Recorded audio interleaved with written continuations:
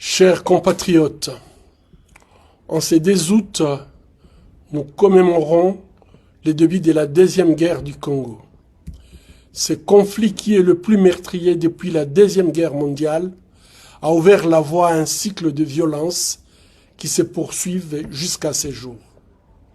Nous rendons hommage aux victimes et aux communautés martyres de 3 décennies d'exploitation, d'asservissement et d'extermination planifiée. L'actuelle guerre d'agression que subit les Kivu s'inscrit dans la ligne droite d'une planification orchestrée depuis 1998.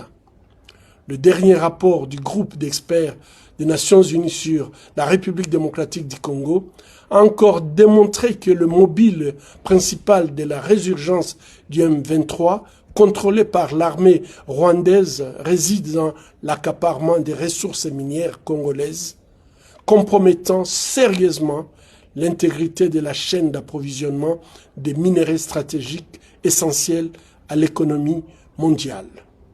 Pourtant, après les décennies de pillages et de crimes, les autorités congolaises poursuivent le bradage de nos ressources et l'abandon de notre souveraineté avec la conclusion d'accords de paix précipités, opaques et non inclusifs.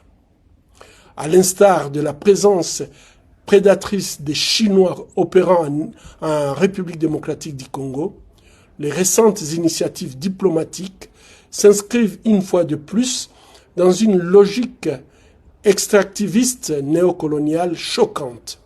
En effet, pour chercher à obtenir la paix, le régime de Kinshasa s'est engagé à travers les accords de Washington et de Doha à légaliser le pillage de nos ressources et à légitimer l'occupation de nos agresseurs.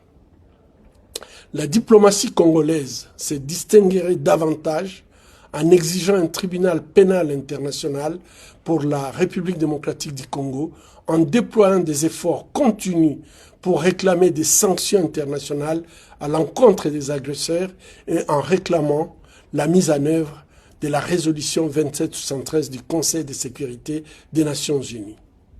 Dans l'intervalle, il est révoltant de constater que le plan de balkanisation de la RDC poursuit inexorablement son cours après l'évasion des zones minières et l'installation d'administrations parallèles.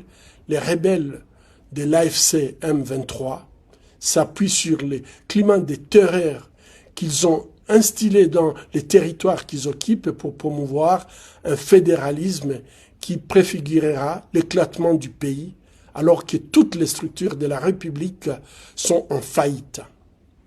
Ces revendications s'inscrivent clairement dans un plan bien huilé des acteurs de la déstabilisation de la nation congolaise de concourir à la naissance d'un nouvel État dans l'est de notre pays.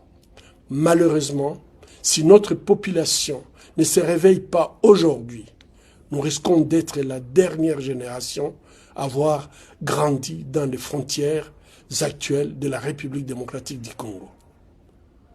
En cette journée de génocauste, qui signifie les génocides pour des gains économiques, nous réaffirmons que la justice pour les millions de victimes congolaises est non négociable et qu'aucun accord ne pourra mener à une paix durable en sacrifiant la justice et le droit international.